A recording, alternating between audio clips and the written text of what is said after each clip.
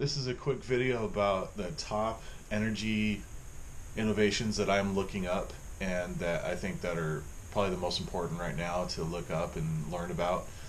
It kind of opens the windows and pathways to other things and to other knowledge. I think we're a lot more behind from where we should be with understanding all this stuff, but there was a comment that someone made that kind of triggered this idea for this video. With all my videos on my channel, I try to discover these things, but I never really compact it into one video. So Ronald Vaughn said, "I have always felt that the generator should be able to generate the power to the motor that is running the generator, but they say you can't. Why not?" "They say you can't" is the key phrase there. There's a lot of comments saying, don't look into it, don't do it, you're an idiot, all that stuff. They say you can't. And I say, why not as well? Through gearing and jack shafts, I don't understand why a generator can't run itself and generate free electricity through step-up transformers or multiplying volts. You can step it up to 110, 120, I know, but why not to more than that?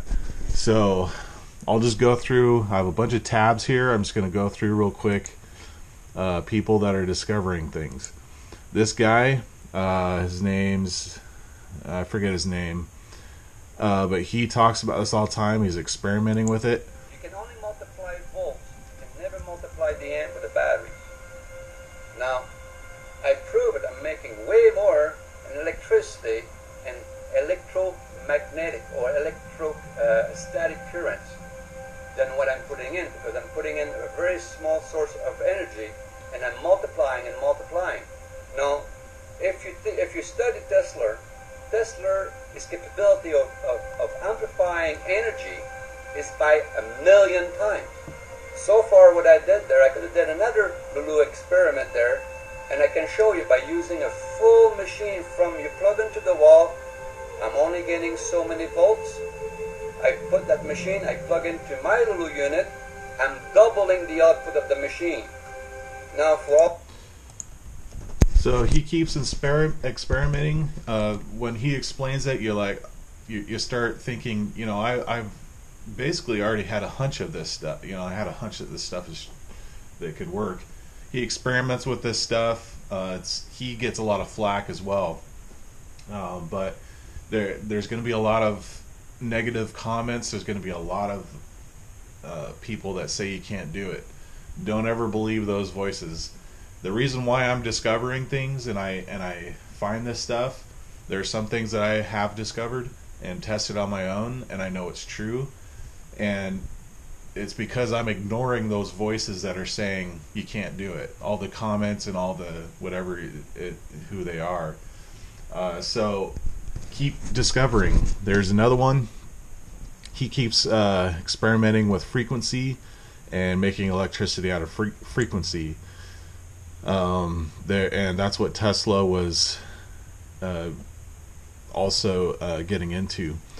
And if you think about it, so basically he was multiplying volts that way through little motor generator motors from battery and multiplying the volts.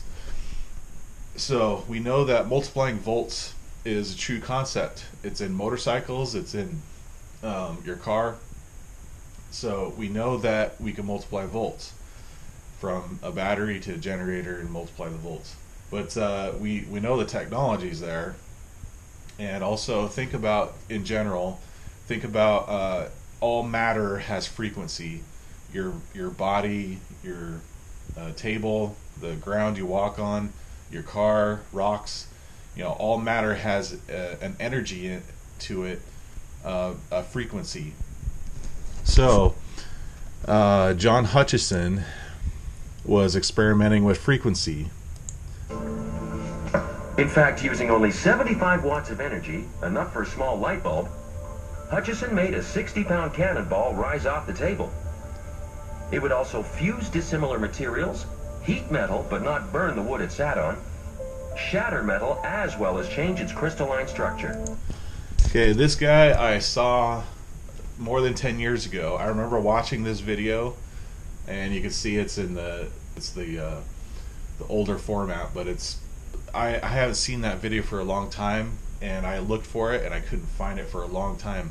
But it's just recently until I found it again, and I'm like, I remember that video. And just think about it. I know at first it sounds like, I don't know if that's true, this guy seems shady or something, but you just watch it, the guy's honest, like you just feel it, you just go with your gut. And just think about, basically he was just experimenting with the concept of frequency, and everything has a frequency. And then that we can get into crystal cell batteries. And John Hutchison was also experimenting with crystal cell batteries. I know it. So this is his flashlight, or a light he made. I put some crystals in it, and it lights up the LED. And we see more experiments with that. This is someone hooked up I believe a rock or mineral or something, and someone is making these batteries, putting the crystals mixture in there. And this guy, he experiments with these batteries. This is the Epsom salts crystal star cell battery, and he's been doing a lot of this research and experimentation, and you can just tell the guy's honest. He just wants to share the information. And so he's taken it a bit further with the experiments, and he's taken this to several different science shows or whatever. But take the concept with that. There's frequency and energy within all matter, and these crystals are creating that, and we're just basically putting a wire in it so we could use it as energy. And you might even go a step further with this concept. Basically, they're just Epsom salt crystals, which is probably, just the same thing as a rock outside. And I believe even John Hutchison, during this interview in this documentary, he would just fill this up with crystals and somehow connect them. So the same concept. I don't know what John was doing ultimately, but he had a deal with some Chinese company that would mass produce a batteryless flashlight. So this kind of went dark, meaning like we didn't hear of it again, probably because they want to keep it in the dark. But just think of the concept. Think of a watch. Think of a Rolex watch, and we know that they have a little crystal in there. It doesn't have a battery, but it has a frequency and a vibration that keeps the time and makes that watch run. So we know that the technology is trickled out in different places, but we just need to understand what the concept is here. And basically this is probably reflecting what a Rolex watch does. It's just, he's creating energy from that. Same thing here. We're a little behind in what. Here's something I just had to try. We're a little behind in what and where we should be. We're probably 100 years behind. But if we all collectively talk about it and actually sift through all the lies and the hoaxes and actually understand what's going on here, then and get honest people, like dispense with the naysayers, dispense with the negative comments, don't pay attention to any of those, and just concentrate on understanding the concept of what we're trying to do. And because there's a lot of videos that are thrown up there, they're trying to throw us off. So this one's another concept. A guy's doing this with magnesium thing here, ribbon here, and then with iron pyrite or something. I forget what the name is, but keep going with that. Keep iron pyrite. So here's another crystal experimentation. I'm going to show you here is a solid state crystal that I've made. Solid state crystal. He puts it on magnesium here, and then he puts a copper plate on top, and he puts connections in between that. So we're getting closer to what we can do, closer to the concept, I believe. This is he melted this down to make it useful, and so I'm not saying that I know what to do with this stuff. I'm just pointing you in a direction where you could be curious about it.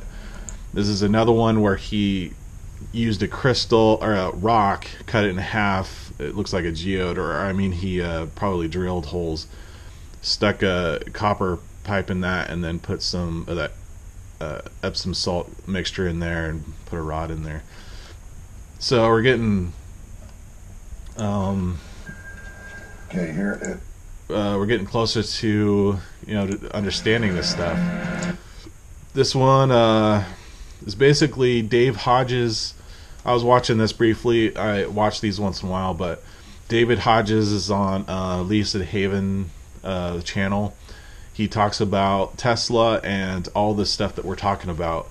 Another Enron. I haven't researched much about him or that situation, but Tesla and the Enron scandal. So there's something that went wrong with that. They got pushed away, out of the way of the market, or you know, we don't, you know, they want to hide whatever research they were doing. But just think about it. This is a perpetual electric motor. People are experimenting with this, and I see it running. This guy put together electric motor. This one drives this other flywheel, and then it gives it this stronger perpetual motion, and or a stored energy, I guess you would call it, and it helps out the rest of it, gives it a little more torque. That's one idea, and then another idea. Here's that same concept in a different way. So here's the motor again, electrical motor, which powers another electrical motor. This one, it looks like they put some receptacles or pickup magnets here that it's basically a generator, like an alternator, but they put so many on here that it generates a lot more power than what it has to receive. So basically, that's the concept here that we're looking at for two electrical motors. We're trying to find a way to multiply the volts, or to have this motor run with receiving less power than it gives out. That's the concept. But we know the concept, we know the idea. You just think about it, the idea will work, and it'll just run itself. So this is them running it, and then they run a few things with it. They run this whole array of light bulbs and a heater here, and you can just see it running. And they have to start it with, they have to plug it in to start it and get it running, but then it runs by itself after they unplug it. So that's the concept there. This is an electric motor, a magnetic motor. Basically just puts magnets here, puts them on opposite poles so they repel each other or attract each other. They're experimenting with this one they're struggling with, just because they need to figure this one works, it looks like. But the problem is, once the magnet passes the pole there, it has a tendency to want to pull it backwards. The challenge is to, when the magnet passes, to somehow cut off that whatever pole, so it doesn't try to pull it backwards. So then it'll be very efficient and run very fast. This one is working, so the concept works, but they haven't quite got to the point where they can do what I'm talking about. So and there are other people that have been trying these Epsom salts batteries, and there's a lot more examples of that. These are things that you could test on your own, and so that's why I like these, and that's why I like suggesting these, because, you know, there's a lot of videos out there, a lot of people that say, you know, you idiot, don't go looking into that because it doesn't work, or you know, it doesn't work efficiently. Don't listen to any of that stuff. Just listen to your gut feeling and your excited feeling of curiosity. And that's why I like sharing these videos, is because you could actually do something. You could find this stuff around your house or get it really cheap at the store, and you could just try it. Big companies out there don't want us discovering these things because it will take down and revolutionize everything. I mean, that's what Tesla wanted to do, and it will take down so many things that we depend on right now. So that's why they don't want us to discover it. But they may even shut down my channel. I don't know, but at least the knowledge will be out there and people will be already experimenting, and hopefully it'll just keep going.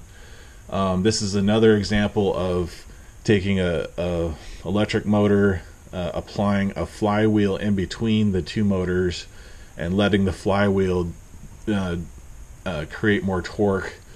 And then they used a second flywheel here, and also so it kind of just helps the whole thing keep running with less energy. So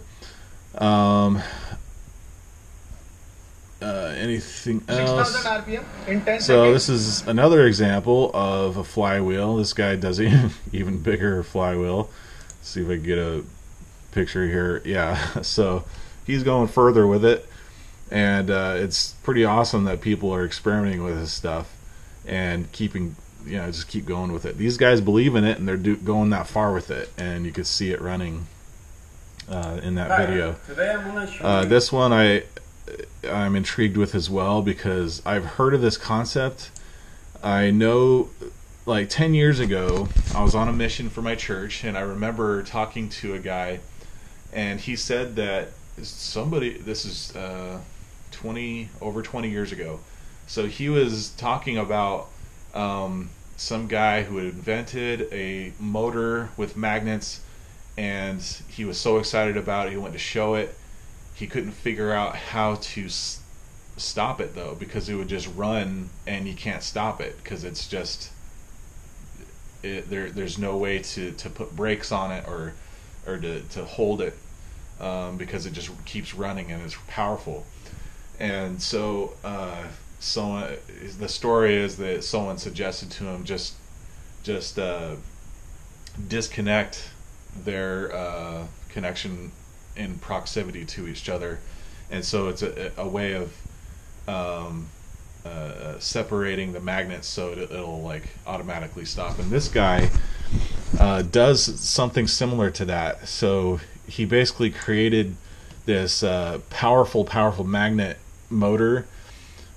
He has his own roadblock with this one, but this magnet motor kind of separates itself, and then when he wants to apply the power, he puts it back into alignment, and then it starts. It actually doesn't start running, and this is because of what I was just talking about. When he puts it together, he actually tries to start it up. So when he starts it up, Second pin out, then it doesn't spin. so that's what happens, and that's exactly the thing I was talking about. Is when this thing starts, it really wants to go because it's pulling and attracting each other. But once the magnets pass, it wants to pull each other backwards. And so that's where we're at least as far as what I'm researching. The original guy that, sorry I'm moving this camera around, I'm just kind of just doing this on the fly, but so this guy, I'll have to get his name, forget his name, well, I'll put this link down below. I think it's Gerard Morin. Here's the original post, I think. Yeah, you take two, just do two. Yeah, Gerard Morin, he actually talks about this concept that this other guy is struggling with this one. So he was at this point, and he knows what to do. It's just applying power to it and then there's a device that cuts off power at the very right moment, so that the magnets, a split-second power cut off, so the magnets don't attract each other for that fraction of a second, and then it turns right back on once the other magnet starts coming behind it. So if you understand timing in a car, similar. So the timing has to be right for it to run fast and efficient.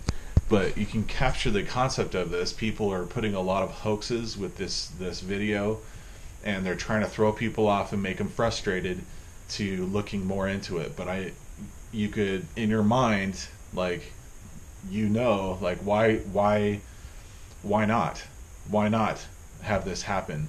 And well, we know why not for the whole electrical industry, or the whatever companies that don't want this to happen. They have a lot of reasons why not, but for us who are interested in this stuff, why not? Whenever you're on the right track and you're on to something, then there's a lot of naysayers. There's a lot of opposition to stop your advancement on that path. If you remember the movie Labyrinth, the one in the 80s, it was that scene where the girl is going through the cave area, and all these rocks were saying, "You're going the wrong way. This will lead to certain doom," and making her feel really scared to keep going. And then her assistant there, he says, "Don't listen to them. They always say that." That's exactly what I want to say to all these people who say, "Don't go that way. It'll lead to certain doom," or "It's impossible. You can't do it." So that's what I'm talking about.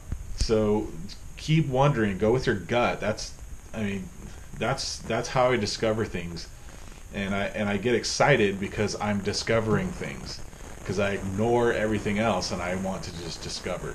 So hopefully we can just keep doing that, and as I discover these things, and as I do more of this, I'm going to share it, and I'm going to do whatever I can to help anybody else. So if the public understands this stuff, then there's no way to stop it.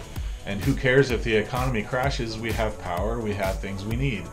So this is going to be a greater future than a stable job. It's way better to have our life sustained with the basic needs than to have a quote-unquote stable job, which stable job doesn't exist. So anyways, we'll just keep going, keep curious. Stay tuned to more videos. I'm going to have these links down below.